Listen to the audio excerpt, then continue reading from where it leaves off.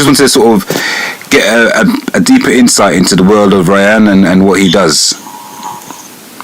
All right, wow, okay. I'll do my best and keep this concise, and then I guess we can see where we go. That's all we need. It's the Wednesday Wellbeing Show. Yes. Yeah? All right, good. I'm on the right path then. You're in the right place. So it's the Wednesday Wellbeing Show, yeah? Yep.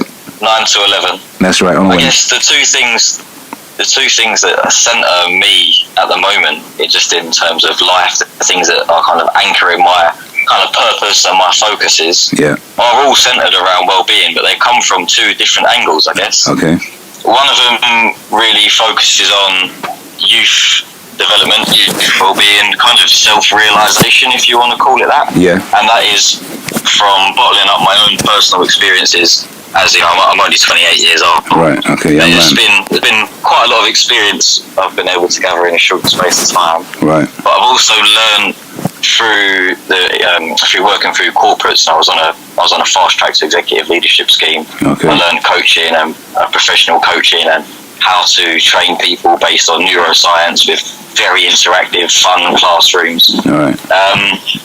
And so we've kind of taken that approach and baked it into a workshop or an experience that allows young people to really understand themselves. Yeah. Figure out those kind of, not figure out, but begin to start to answer those questions like, who am I? What do I want? What could the future hold for me? What do I want my future to look like? Okay. And then we help them to kind of visualize and then begin to kind of literally play. We use a lot of theatrical devices too, to kind of play out what those scenes in the future might look like. Right, okay. So let's say if we're working with a bunch of 14-year-olds, we'll get them to really focus on that date when free education is going to end and life is going to get serious, right? Okay. Who do you want to be at that time, right? What do you want your opportunities to be? What do you want to be the problems that you're going to have to solve at that time, right? Right. And then when you become that person, what does the 10 years after that look like? So let's say you do become that person you want to become at the end of free education. Yeah. When you hit 30, what does that now mean for your life? What future are you really creating for yourself? And that approach, again, is all backed by neuroscience, being that there was a case study done recently. I forget exactly who the authors and publishers were. Right. But it was a government-backed case study. Yeah. And it was about how the further you think into your future, the more productive and the more beneficial and the better for your health your choices become. If I ask you, what do you want for dinner in the next hour? Yeah. You're probably not going to make the best choice. Right. If you can think a week ahead of time what you might want for dinner, you're more likely to plan ahead. If you think, okay, how do I want my healthy eating lifestyle to be in 6 months' time? You're going to think much healthier than you would do if you thought immediately. Yeah, so it sounds like you've got sort of time to reflect, even time to research even research about best outcomes in terms of what you do and how you practice or what you eat or where you want to be, that kind of thing. Yeah, it's more about just trying to give young people a safe space to be able to explore themselves, right? When I remember being that kind of age, no one really wants to talk deeply about their state of well-being or about their different philosophies or ideas of life or what they might want to do. So you didn't want to talk. You're full of conditioned, limiting beliefs. That's right. So where did you? Is this your experience as well? Absolutely, man. Did you want to talk about yourself and how you were feeling or thinking at the time, or did you just? If someone sort of said to you, Rayyan, what do you want to be in 10 years' time? Was it something that you would have welcomed, or do you think it's something that you would have said, I don't want to talk about this, or how do you react? Do you think? Well, fortunately, we don't come with that angle straight out the bushes and just ask them that question in the first session. We have a process of kind of letting them physically unwind in the space. Yeah. You have to really try and see this like an actor's workshop, really. Okay. There's a lot of physical movements to get the body. We believe, a holistic approach to well-being, right? So it's mind, body, spirit, or soul, whatever you want to call that. Yeah. So you can work on that at many levels in many ways. Yeah. I don't have to approach it solely from the mind. Right. I can get your body to loosen up, and we can create physical games, actually. Right. Things like passing balls around and getting you to stand physically in different parts of the room, for example. Yeah. And we can use that as a learning point. So it's more about setting up a mechanism where young people can learn. So if you were to look at, let's say, every session's an hour and a half and it's over 6 weeks. Yeah. In that hour and a half, there's many different learning kind of segments. Yeah. Each of those segments is basically like a learning track that we've designed to allow young people to take their own learning out of a particular situation. Okay. So everyone is not going on the same journey. That we found a way to let everyone go on their own journey while coordinate that in a kind of phased approach. Okay. If you want to call it that. But yeah, for me personally, it's I guess it's no different to everyone else, right?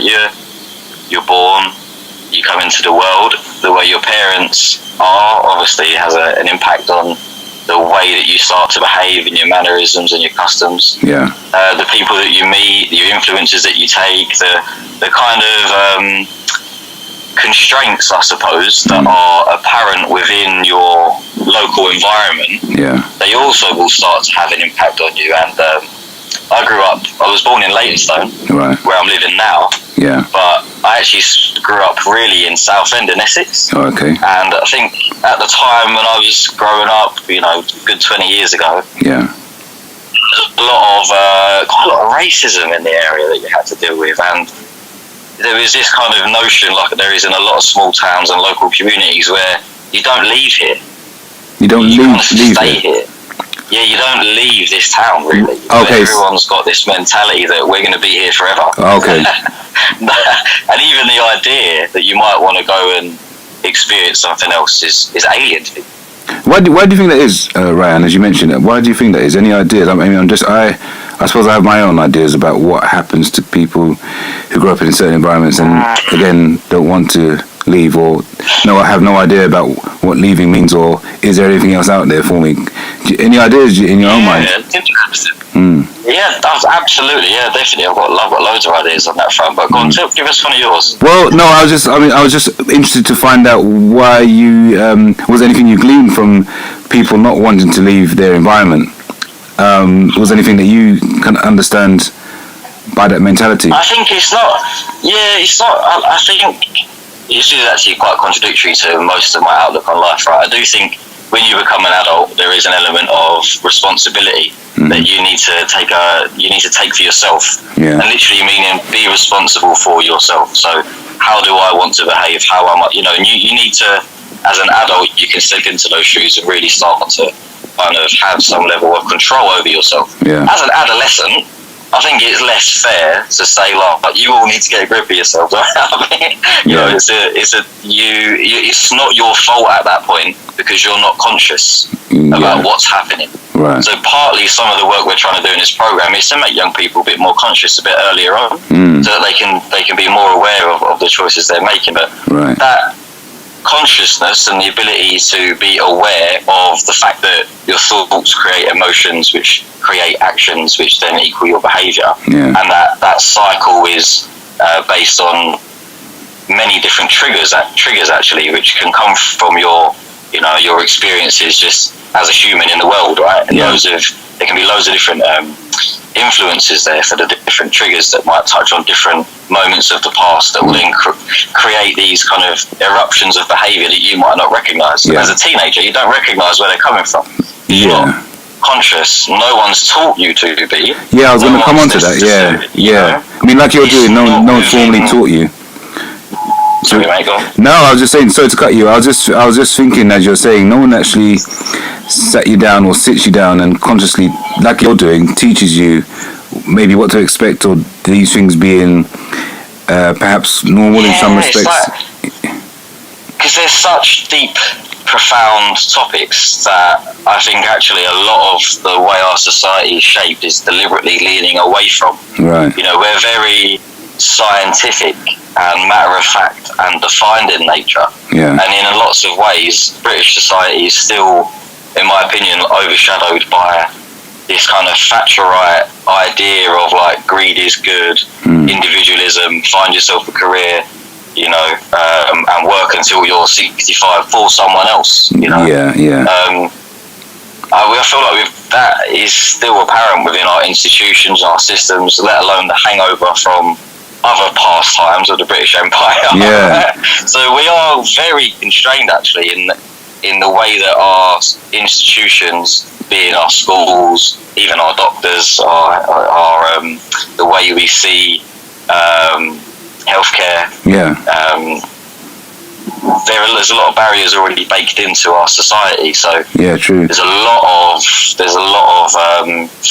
letting go that needs to happen, and you have to somehow create some space between you and the world you're living in somehow.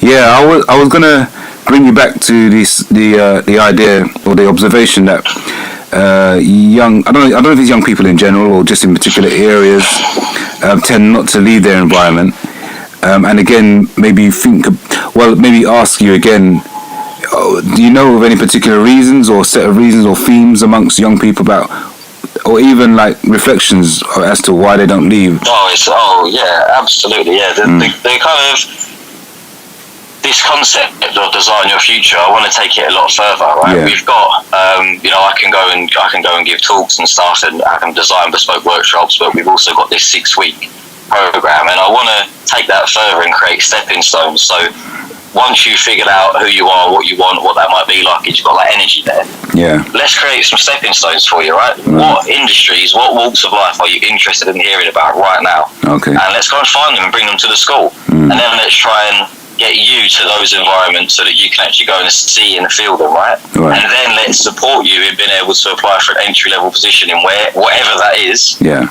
And then let's make sure you get somewhere. And then, we're here as a support network if and when. And you can now be like a productive member of society, and one that is kind of full and within themselves, not just mechanically following the way things should be. Yeah. So the fundamental problem we're addressing there, which I think is still very apparent, is, and it's a really hard thing to try and combat is access to the inspiration and the opportunity. And the reason why I say the inspiration is because it's like that famous saying, isn't there? Like, you don't know what you don't know. Yeah. When you're an adolescent, the network of your parents, the network of your friends from school even, that's pretty much the only things that are going to give you the inspiration to think differently, right? Yeah. Other than you might watch something on TV, someone might give you a book, but predominantly from the way that your life is naturally going to unfold, you're going to have already this kind of... if you think of like a radar, right? Yeah. You're already going to have this kind of spiel, this kind of zone that naturally you're going to be able to taste and feel from just the way that the structure around your life is at that moment in time. Yeah, that's right, yeah. Everyone's got a different blend of that, right? Yeah. And obviously some pockets of society have no issue in that regard. They've got plenty of inspiration. And they've got the access to the opportunity too, because it maybe is already pre-written in their family history and in their recent family history too. Yeah. Whereas if you're the type of young person who maybe no one in your family's gone to university or worked in a corporate or started their own businesses, if you haven't had anyone in your family or in your network as a adolescent who's had those experiences, how would you ever know? Yeah. That there is such a thing called a software engineer. You might not realise or even think at that age that this thing I'm using all the time that I'm kind of addicted to works in a very particular kind of way, and there's a huge industry behind that. Yeah. And actually you could become the designer, you could be the architect, you could get into marketing around it, sales around it. So much you could be getting inspiration and opportunity from, but no one's dialing it in for you. Well, like you say, so it's not knowing what you don't know, and what you're doing, as if I'm listening to you correctly, is that you're giving exposure to young people to try to, just try, even understanding you don't know what you don't know is a lesson in itself, isn't it? So you realise actually you know a set of you know pieces of information from your family and your environment. But also, you've learned that actually there are lots of things out there in the world that you don't know. So even that, I suppose, is something that you think, okay, well, I know this, but what else do I not know? What can I research? Or how do I research? At least it's sort of like you're talking about, maybe inspiring people to question stuff or to ask, is this right? Is this wrong? That kind of stuff. That's what I'm getting from you. So yeah, just trying to see if I understand what you correctly. perfect. If that's your understanding, I've done an all right job at explaining. So yeah. I think, a lot of the time, I think in life, especially for young people, you kind of think that maybe you're so used to structure and frameworks. Yes, yeah. That it's hard to imagine a life without a structure and a framework. Yeah. You think structures? You think structure? Well, it's a big word. Do you think it's important? And what place does it have then? Structure. I think discipline is important and self-control. Right. But rigidity in a structure, is probably, it's always going to break, isn't it? Even if you have a ruler that doesn't have enough flexibility in it, it's going to break. Yeah, if it's tested, in particular ways, I get what you mean. If it's tested in a way that it hasn't seen or been before, then that potential is always there. Yeah, I get what you mean. Anything that's static, if it goes through a significant change or a shock that it's not normally used to, it will shatter. Right. So for me, life is about trying to find a way to be flexible. Ryan, you give me some thoughts about what you're saying, because even in terms of my own therapy and thinking about therapy, I suppose sometimes for me and working with other people is maybe not shattering, but there's, for example, someone comes to me and they have a certain way of believing or thinking, and I realise that it's limiting them. Like you sort of, you give me ideas, you're making me think, well, what I'm doing as well is trying to reframe that, but that might present for them something that's quite scary. It almost will shatter their way of believing.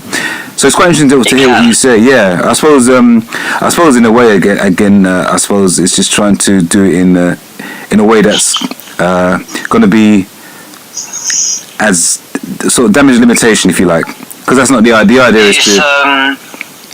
It's a potentially worrying ground, and that's why it's good to get some training, some support on it. To be honest with you, no doubt, like you have, But just for anyone listening in, everyone has personal conversations with people around them. And people do sometimes let you in, and you do spot, hang on a minute, that's holding you back. So there is that's called a limiting belief, as we know, right? And you can handle limiting beliefs in a framework. There's a way of dealing with that. It's called incisive questions. Right. You can type that in on Google, incisive questions PDF. Yeah. It will probably pop up a lady called Nancy Klein, quite a famous coaching resource. But you're right, it is a sticky ground, and this is where you kind of get the difference between counselling and therapy and coaching. Yeah.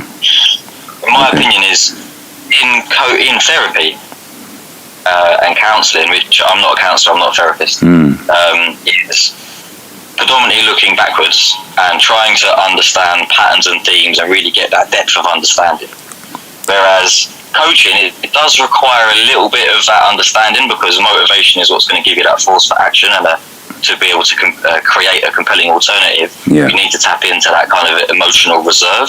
But that's not the focus. The focus is moving forward on creating something that you find compelling. So again, this incisive question format is quite interesting. It's so let's say that you've found give me an example of a limiting belief, let's say, that you've been around with. A limiting belief.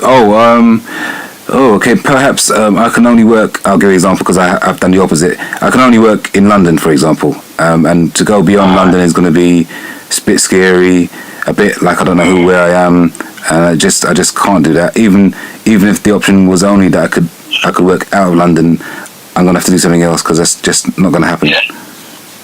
So then the next question you would ask when you try and get that person to see is that statement really true? Yeah. Okay. Is that the 100% truth? Is there any more? Is there any other way of looking at this? Is there any other angles, any other side? What else is there? That's definitely one way of seeing things.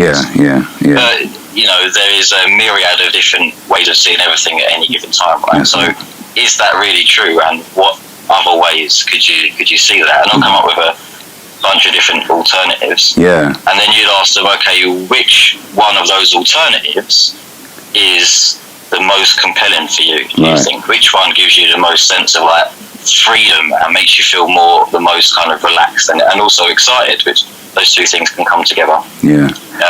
I was going to say, Ryan. Yeah. They then give you an answer. Yeah. And then, from that point onwards, all you have to do is ask them. So, a couple of things. And what will be your thoughts when that happens? That's right. So it's a 4-step process. Right. Anyone with a limiting belief, follow those 4 steps. Right. Okay. Yeah. Just a couple of things in response to you mentioning about therapy and counselling as well. There are, as you probably will know, there are several approaches to therapy and counselling, and the field is very vast.